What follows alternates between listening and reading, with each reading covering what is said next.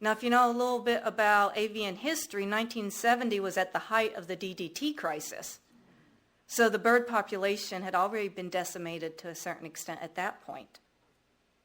In the U.S., many rules and regulations that protect our air and water quality have been repealed this year. And worldwide, the UN Intergovernmental Science Policy Platform on Biodiversity and Ecosystem Services released a report that shows loss of ecosystems and biodiversity across the world. 75% of the landscape on our planet has been changed by human activity.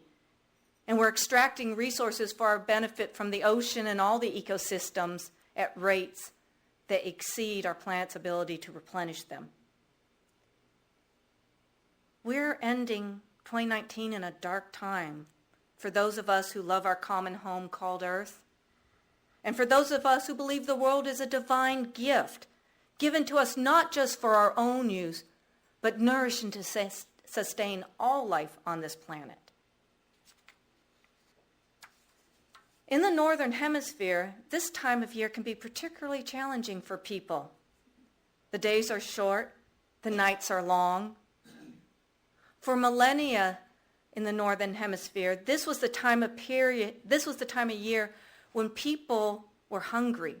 They hoped and prayed their harvest would carry them through the cold to spring, when they could start gathering again. Few of us live with that fear today, but this time of year can still be difficult. For some, the shorter period of daylight leads to depression. And like in days of old, it's still a time of flu and sickness as we spend more time inside and in close quarters with others. The holidays and the turning of the year can be a difficult time too, emotionally. The holidays have a way of exposing the brokenness and the loss within families. The passing of a calendar year causes us to reflect back on the year and sometimes our lives, choices we made or didn't make, what could have been versus what was. And sometimes we just don't like what we see. Given the challenges of this time of year, it's understandable